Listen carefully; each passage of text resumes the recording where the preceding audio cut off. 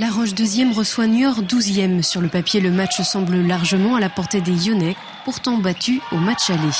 Et la première période est donc assez logique. Les Lyonnais prennent une avance de 3 points et la conservent jusqu'à la mi-temps, 16-13.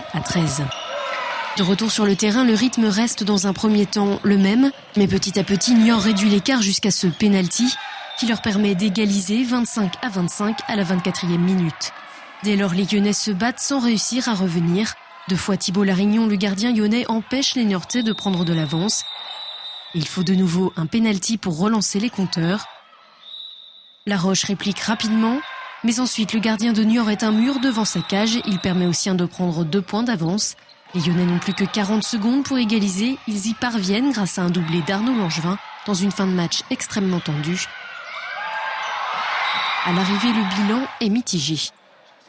C'est un match un petit peu bizarre dans son scénario.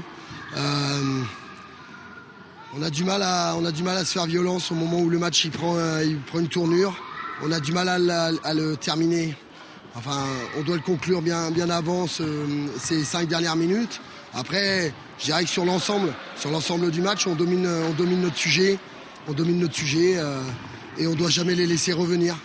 Maintenant, eux, ils ont bien joué le coup. On a fait des erreurs bêtes. Ça nous coûte le match nul, mais si on joue sérieusement à appliquer, si on doute pas et qu'on finit nos actions par un but, je suis pas sûr que Niort avait les possibilités de venir nous embêter. Maintenant, il y a trop de déchets dans l'ensemble et on a perdu un peu notre jeu collectif. Donc faut qu'on se remette à travailler. Un travail surtout centré sur le mental. Physiquement, les joueurs n'ont pas été dans le rouge pendant ce match.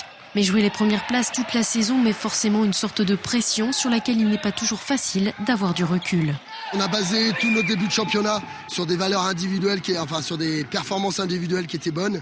Là, actuellement, il y a quelques performances individuelles qui sont un peu plus justes et ça perturbe un peu mon collectif.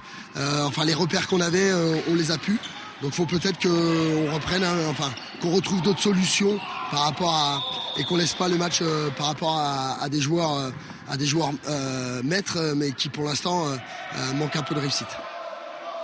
Une réussite qu'il faudra vite retrouver, notamment la semaine prochaine face à Morlaix, 9e du championnat.